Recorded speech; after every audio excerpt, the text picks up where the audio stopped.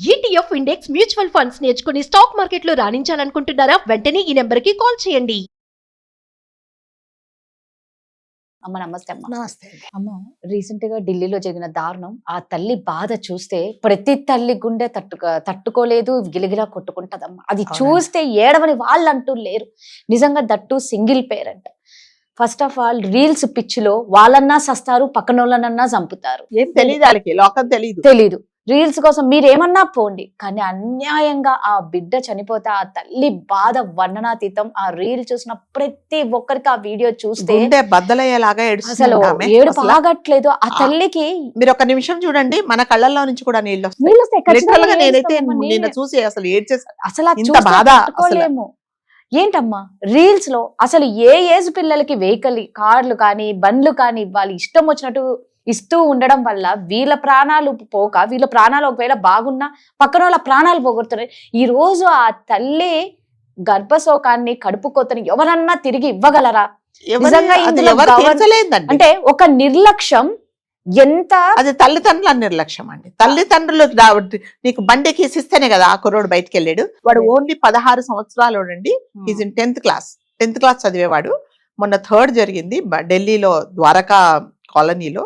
అయితే ఆ అబ్బాయి అసలు ఈ అబ్బాయి ఏం చేస్తున్నా అంటే 16 సంవత్సరాలు వాళ్ళ సిస్టర్ తో పాటు డ్రైవింగ్ చేస్తూ రీల్స్ చేస్తూ డ్రైవింగ్ చేస్తూ రీల్స్ చేస్తున్నాడు. చేస్తున్నప్పుడు అదే దారిలో అప్పుడే ఈ అబ్బాయికి 23 years బైక్ మీద వెళ్తూ ఉన్నప్పుడు ఈ రీల్స్ చేస్తూ ఉన్నప్పుడు మీరు చూడండి, ఎప్పుడైనా అట్ ఏ టైం రీల్స్ చేస్తూ డ్రైవింగ్ చేయలేవు, డ్రైవింగ్ చేస్తూ రీల్స్ చేయలేవు కదా. డ్రైవింగ్ చేసేటప్పుడు కాన్సంట్రేషన్. సో వాడు ఏం చేశాడంటే ఈ బండిని గుద్దినప్పుడు అండి ఆన్ ది స్పాట్ లో అదే ఆ అబ్బాయి 23 years అబ్బాయి 50 అడుగుల ఎత్తు ఆ బైక్ తో పాటు పైకి ఎగిరి ఆన్ ది స్పాట్ చనిపోయాడండి. చనిపోగానే ఇంకా ఏం చేశారు, పోలీసులు మామూలుగా ఫోన్ చేశారు. ఫోన్ చేస్తే తల్లికి, ఆ తల్లి వచ్చినప్పుడు అండి అసలు ఆమెకి ఏం, సింగిల్ పేరెంట్ అండి పాపం.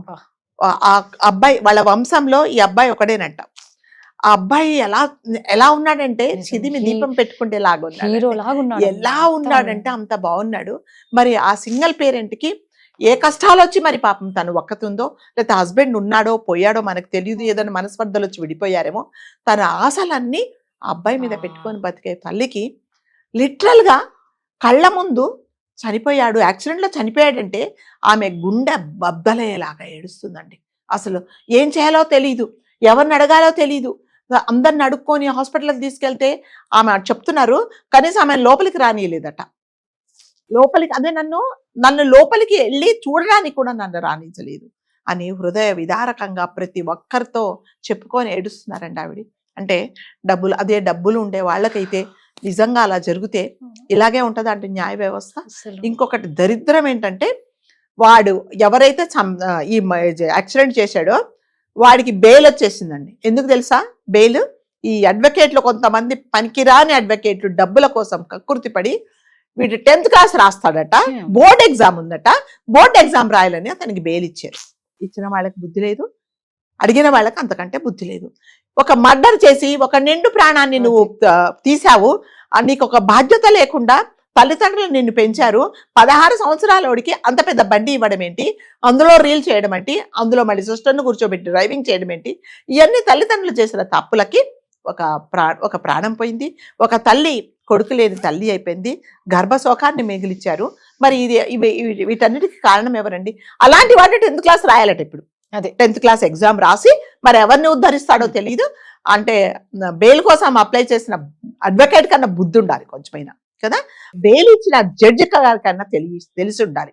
అలా లేకుండా మీరు 10th క్లాస్ రాస్తాడు, ఇప్పుడు బోర్డు ఎగ్జామ్ రాయాలట ఆయన.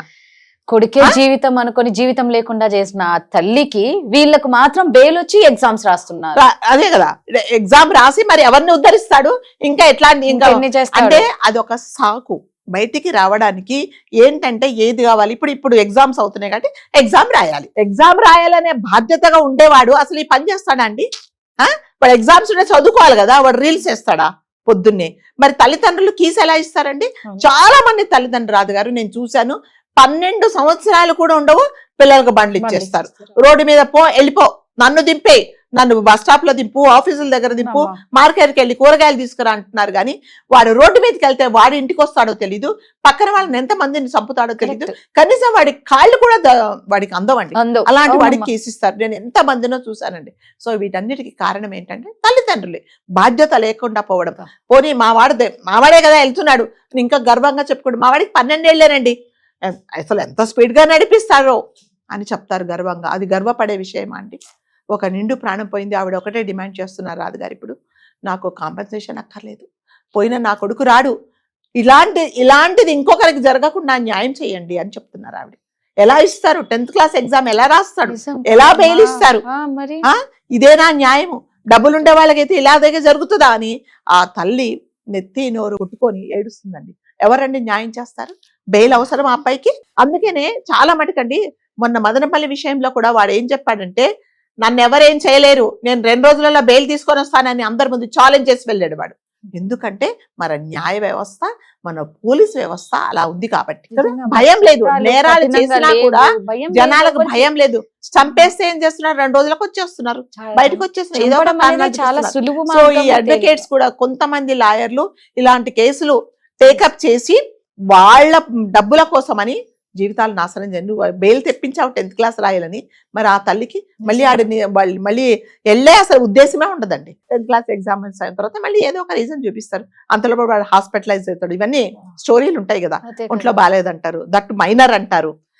అంటే అంత పెద్ద బండి అంటే మైనర్ రాలేదు, ఇప్పుడు మళ్ళీ జైలుకి తీసుకెళ్ళాలి అంటే వాడు మైనర్, వాడికి ఏం తెలియదు అని చూపిస్తున్నారు. సో వీటన్నిటి గురించి మనకు చెప్పాను కదా, నవ్వాలో ఏడవాలో మనము ఎప్పుడు మనం బాగుపడతామో తెలియట్లేదు. మన దాంట్లో ఉన్న దౌర్భాగ్యమో ఏమో తెలియదు కానీ అమ్మ, ఎక్కువ మంది ఈ మధ్య మైనర్లే బాగా తప్పులు చేస్తున్నారు. తప్పు చేసేటప్పుడు మాత్రం వాళ్ళు మైనర్లు లాగా, అంటే మైనర్లని గుర్తుకోవడానికి రాదు, శిక్ష విధించేటప్పుడు మాత్రం మైనర్లు అని చెప్పి వదిలేస్తారు. ఎందుకంటే ఆ కారణం చూపిస్తేనే కదా వాళ్ళకి బెయిల్ వస్తుంది. పిల్లల్లాగా ఎవరు ఉంటున్నారు ఇప్పుడు? అసలు పిల్లల్ని మీరు ఎందుకు ఇంకా ఈ కొత్త చట్టాలన్నా అది కాదండి. 10th క్లాస్ ఎగ్జామ్ రాయాలని బెయిల్ ఇవ్వడం ఏంటండి?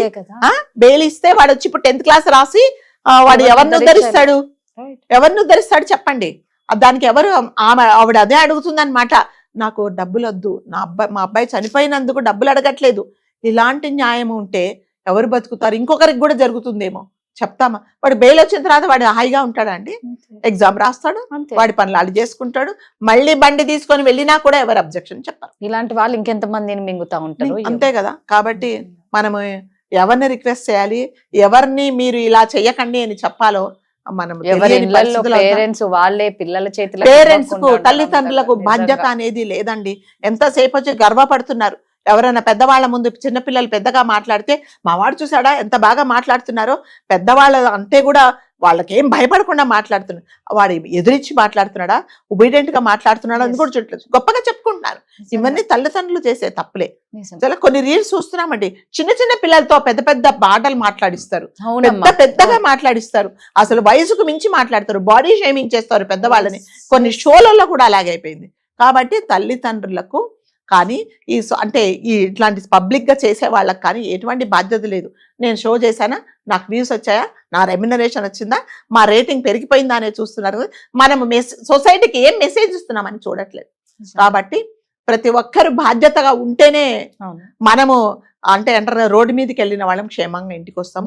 లేకపోతే మాత్రం చాలా కష్టం అండి అసలు. నిజంగా ఆ బిడ్డ ఆత్మకు శాంతి చేకూరాలని, నిజంగా ఆ తల్లి కోరుకున్న న్యాయం ఆ తల్లికి రావాలి. నిజంగా కొడుకునైతే ఎవరు తీసుకొని రాలేరు, ఒంటరి పోరాటం చేయాలి. ఇప్పుడు సింగిల్ పేరెంట్ చాలా బాధాకరమైంది, ఎవరికి లేదు వాళ్ళ వంశంలో ఒక్కగానొక కొడుకు అంటే నిజంగా ఇది చాలా బాధాకరమైంది. థ్యాంక్ యూ అమ్మ. Thank you.